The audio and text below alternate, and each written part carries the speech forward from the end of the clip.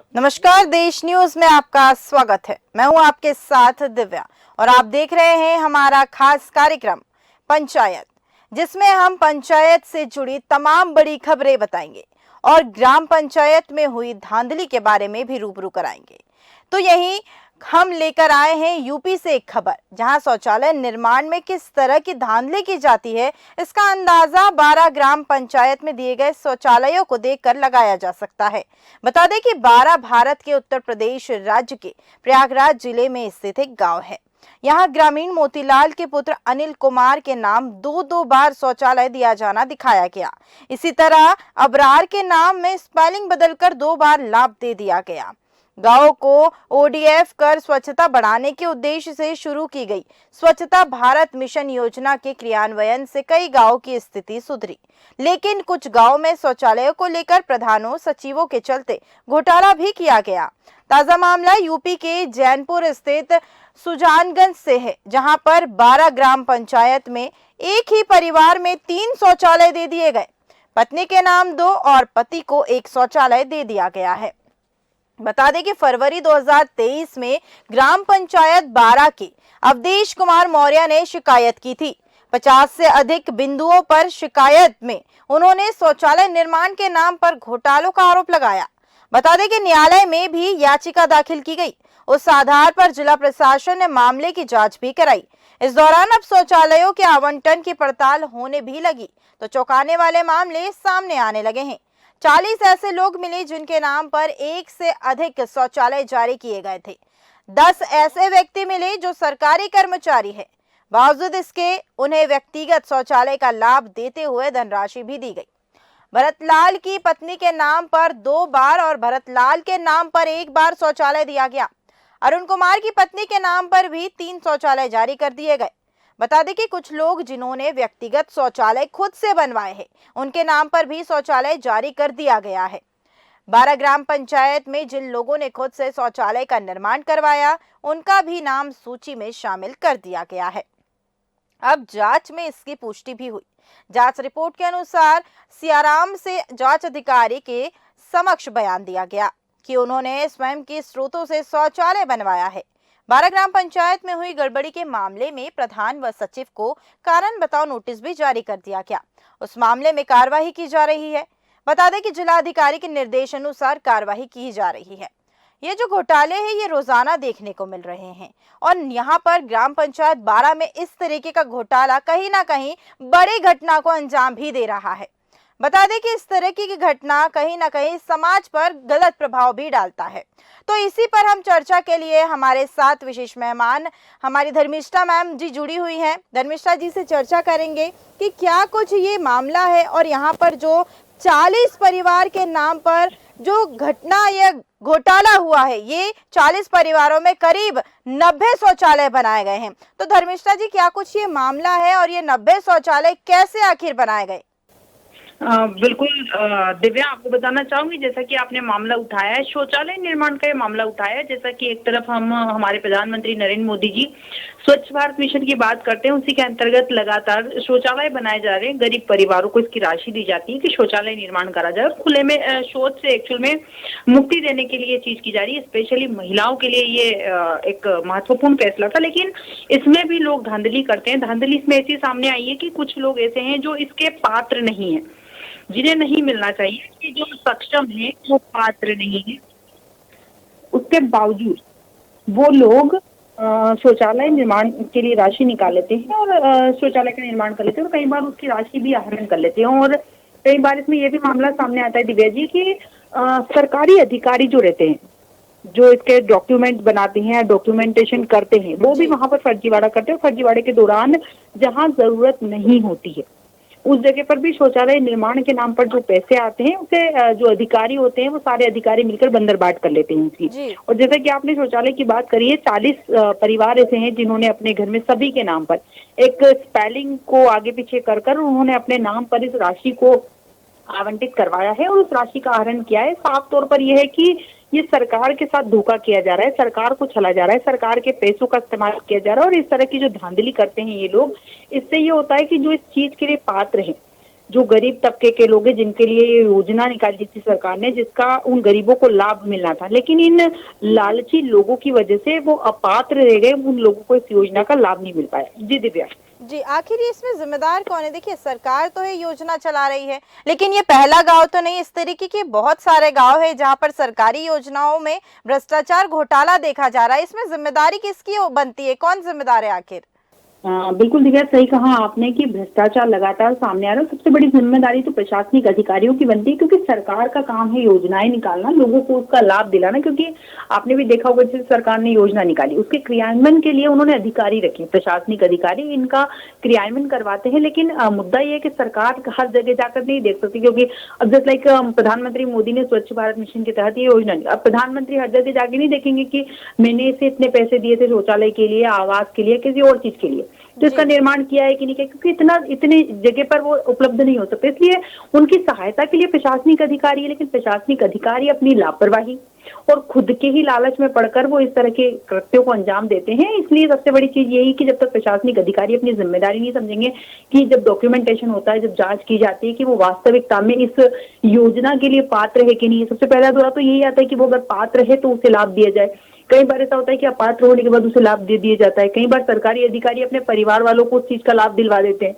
सक्षम होने के बाद में भी गरीब तबके की जो योजनाएं निकाली जा रही है, उन योजनाओं का लाभ जिम्मेदार जो अधिकारी है अपने रिश्तेदारों को दिलाने में लग जाते हैं। इसीलिए सबसे बड़ा भ्रष्टाचार उनकी तरफ से सामने आता है, और इन्हें रोकने के लिए सरकार को कदम ये उठाने चाहिए कि जहां जहां आवंटित किए गए हैं पैसे, उसकी पूरी जानकारी लेनी चाहिए।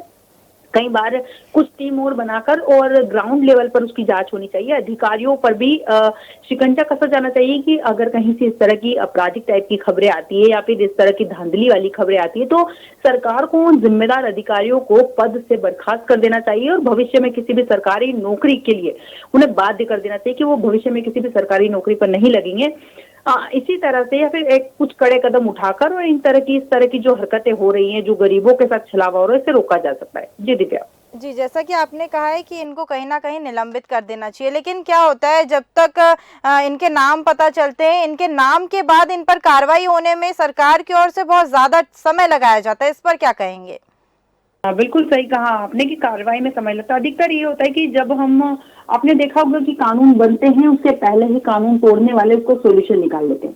इसकी सबसे बड़ी वजह है हमारी जो लचर कानून व्यवस्था है, इसकी सबसे बड़ी वजह वही है। जब तक हमारी कानून व्यवस्था मजबूत नहीं होगी, तब तक इस तरह की चीजें बिल्कुल नहीं रुक सकती। सरकार को इस ओर ध्यान देने की जरूरत है, और ध्यान देने के साथ साथ सरकार को ये भी देखना होगा कि जो इस चीज है, क्योंकि नॉर्मल आपने देखा होगा कई बार ऐसा होता है कि कुछ छोटे तबके के लोग होता है या किसी गरीब इंसान का, मैं अगर उदाहरण आपको देना चाहूँ यहाँ पर, कि उसके ऊपर अगर कोई इस टाइप का आरोप लगता है कि उसने धांधली की है या उसने किसी को धोखा दिया है, तो वो डर के कारण या घबराहट के कारण ही कई बार आत्महत्या कर लेता है कि मुझे सजा हो जाएगी, मेरी समाज में इज्जत नहीं रहेगी, वो ये सारी चीजें सोचता है। लेकिन जिम्मेदार अधिकारी जो बड़े पद पर बैठा है, वो इस तरह के कृत्यों को अंजाम देता है, बावजूद ये जानते हो कि किसी दिन पकड़ा गया, कार्रवाई होगी तो मेरी नौकरी जा सकती है, लेकिन उसे इस बात का डर नहीं है, क्योंकि उसे पता है कि हमारी कानून व्यवस्था जो है वो लचर है। लचर होने के कारण जब तक उसे सजा मिलेगी तब तक तो वो रिटायर हो चुका होगा, और बाद में सरकार उससे क्या ले लेगी। तो ये जो अपनी लचर व्यवस्था, कानून का जो डर है ना, वो लोगों के अंदर नहीं है, अधिकारियों के अंदर तो बिल्कुल भी नहीं है। उन्हें लगता है कि हम मंत्री के करीबी हैं तो हमारे ऊपर कार्रवाई नहीं होगी, तो कहीं ना कहीं अपने पद का और अपनी जो रोब है, अपनी जो जान पहचान है, उनका उन्हें बहुत ज्यादा अहंकार है। इसलिए उस चीज का उन्हें बिल्कुल डर नहीं है, और ये डर नहीं होने के कारण ही वो इस तरह की चीजों को अंजाम दे पा रहे हैं। जी, मेरा एक सवाल और होगा कि क्या सरकार सिर्फ योजनाओं को लागू कर देती है, उसके बाद इसकी ओर ध्यान नहीं देती है, जिस कारण से इस तरह के घोटाले जो है लगातार सामने आते हैं? जैसे ये शौचालय का मामला है, इस पर क्या कोई आकलन नहीं था? अगर अधिकारियों ने इस पर घोटाला किया है तो सरकार की ओर से जो पैसे दिए गए उस पर भी तो आकलन किया गया होगा। बिल्कुल सही कहा दिव्या आपने कि आकलन किया गया होगा। मैंने जैसे कि अपने पहले वक्तव्य में आपसे कहा है कि सरकार योजना निकालती है गरीबों के कल्याण के लिए, उनको क्रियान्वयन करवाने की जवाबदारी जो होती है वो प्रशासनिक अमले की होती है। अगर प्रशासनिक अमला अपनी जिम्मेदारी नहीं समझे, क्योंकि प्रशासनिक अमला कौन है, आप देखिए ना, प्रशासनिक अमला जो है हम में से ही कोई लोग हैं, हमारे ही कुछ अपने हैं जो कंपटीशन एग्जाम की तैयारी करके बड़े पद पर बैठे हैं, उच्च लेवल पर बैठे हैं, हम में से ही कोई है। जब हम में से ही कोई वो इंसान है जो उच्च पद पर बैठा हुआ है, उसकी जिम्मेदारी बनती है अपने समाज के लिए कुछ करने की, और जब उसे मौका मिलता है, वो उच्च पद पर जाता है, उसे मौका मिलता है गरीब तबके के लिए कुछ करने का, हमारे देश के लिए कुछ करने का, ऐसे हालात में वो केवल अपना पेट भरने की सोचता है, अपने लालच की पूर्ति करने में लग जाता है, तो सरकार यहाँ कुछ नहीं कर सकती। सरकार की लापरवाही यहाँ इतनी है कि वो इन प्रशासनिक अमलों को टाइट नहीं करती है, उनको बहुत ढील दे दी गई है। उन पर कार्रवाई जब तक नहीं होगी तब तक इसे। सबसे बड़ी समस्या यहाँ एक और देखने में आती है दिव्या, कि जो ग्रामीण है जी। उनका पढ़ा लिखा ना होना। कई बार आपने देखा होगा कि वो लोग पढ़े लिखे नहीं होने के कारण कई बार उनसे कहा दिया जाता है कि अंगूठा लगा दो, सिग्नेचर कर दो, तो वो कर देते हैं। वो जानकारियां समझते नहीं है।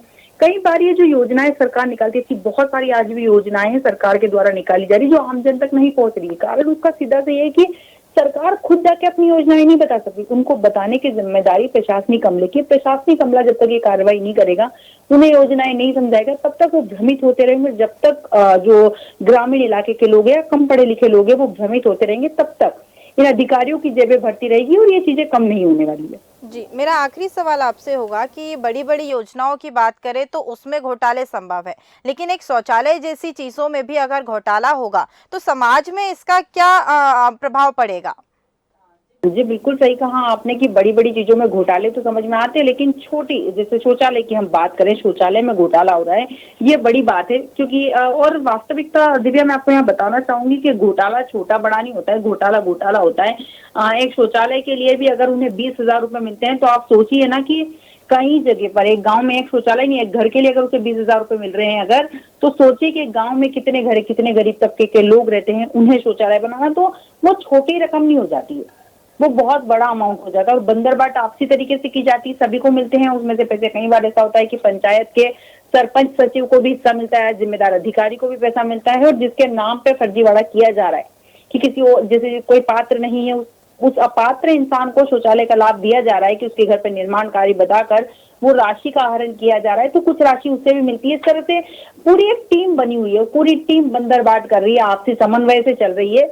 और यही समन्वय अधिकारियों में देखने को नहीं मिल रहा है, क्योंकि जिस दिन ये समन्वय उन अधिकारियों में देखने को मिल जाएगा उस दिन इस तरह की धांधली बंद हो जाएगी। और सबसे बड़ी बात यह है कि अभी वर्तमान में जैसे शौचालय के घोटाले का मुद्दा जो आपने उठाया है पंचायत का, यहाँ पर पंचायत का जो सरपंच सचिव है, सबसे पहले उसे पकड़ना चाहिए, उससे पूछना चाहिए कि हमारे लिए योजना आई थी, इसका लाभ क्यों नहीं मिला। और जैसा कि आपने 40 परिवारों का यहाँ जिक्र किया है दिव्या, तो 40 परिवार, आप खुद सोचिए कि वो 40 परिवार कितनी मिली भगत के साथ काम कर रहे हैं। वो 40 परिवार अच्छे से जानते हैं कि हम इस योजना के लिए अपात्र हैं, हमें ऑलरेडी इस योजना का लाभ मिल चुका है, उसके बावजूद वो बार बार उस योजना का लाभ ले रहे हैं। सरकार को चूना लगाने का साफ तौर पर यहाँ काम कर रहे हैं। और मेरा मानना है कि यहाँ प्रशासनिक अमले को कार्रवाई करनी चाहिए और उन 40 परिवारों पे कड़ी से कड़ी कार्रवाई करनी चाहिए, ताकि कोई और अगर इस तरह की धांधली करने की कोशिश करे तो वो डर के मारे ही रुक जाए कि नहीं, हम पर कार्रवाई हो सकती है। तो कहीं ना कहीं यहाँ पर ये देखा जा सकता है कि पंचायत और ग्रामीणों की मिली भगत से ही इतना बड़ा घोटाला संभव है, क्योंकि 40 परिवार के 90 शौचालय बनना, बहुत बड़े तादाद में शौचालय बनाए गए एक ही ग्राम में। बिल्कुल बिल्कुल दिव्या सही कहा आपने कि ये बहुत बड़ा घोटाला है, क्योंकि साफ तौर पे पता चल रहा है ना। यहाँ सबसे बड़ी बात ये कि वो 40 परिवार सबसे बड़े अपराधी हैं। यहाँ सरपंच सचिव का अगर ना भी हम कहें तो भी सबसे पहले गुनहगार जो हैं वो 40 परिवार हैं, जो पात्र नहीं होने के बाद में भी उस योजना का लाभ ले रहे हैं। और हमने देखा भी है कि सार्वजनिक जो चीजें होती हैं, अब सब मिलकर सबकी साठगांठ से ही वो चीजें चल रही है। और मामला सामने आने के बाद में भी अगर उन अपराधियों पे कार्रवाई नहीं होगी तो बाकी लोग जितने भी हैं वहां आसपास जो इस तरह की धांधली करने के बारे में सोच रहे हैं, उनके हौसले बुलंद होंगे। और जब उनके हौसले बुलंद होंगे तो इस तरह के अपराध लगातार बढ़ते जाएंगे, उन पर रोक नहीं होगी। तमाम जानकारी हमारे साथ साझा करने के लिए धर्मिष्ठा जी बहुत बहुत शुक्रिया। तो हमने बताया कि 12 ग्राम पंचायत में 40 परिवार में करीब 90 शौचालय बनाए गए और इसका निर्माण कार्य पंचायत के द्वारा भी करवाया गया है। तो कहीं ना कहीं पंचायत और यहाँ पर ग्रामीणों की साठगांठ से ही इतना बड़ा घोटाला संभव हुआ है। जांच रिपोर्ट के अनुसार सियाराम ने जांच अधिकारी के समक्ष एक बयान दिया था, जिसमें उन्होंने स्वयं के स्रोतों से शौचालय बनवाने का जिक्र किया। लेकिन यहाँ पर इनके अलावा और भी ग्रामीण हैं जिनका स्वयं का स्रोत बिल्कुल भी नहीं। इसमें 40 परिवार शामिल है, जिसमें सचिव और ग्राम प्रधान के इसमें हस्तक्षेप माना जा रहा है और उनको भी कारण बताओ नोटिस भी जारी कर दिया गया। लेकिन इस मामले पर कोई भी कार्रवाई अभी तक नहीं की गई है। बात करें जिलाधिकारी के निर्देश अनुसार कार्रवाई करने के निर्देश दिए गए, लेकिन अब तक कोई भी कार्रवाई इस मामले पर नहीं हुई है और लगातार शौचालय का काम भी जारी है। तो फिलहाल हमारे कार्यक्रम में हमने बताया कि कैसे ग्राम पंचायतों में धांधली होती है और इसी तरह की धांधलियों का खुलासा करने के लिए हमारा खास कार्यक्रम देखते रहिए पंचायत। नमस्कार।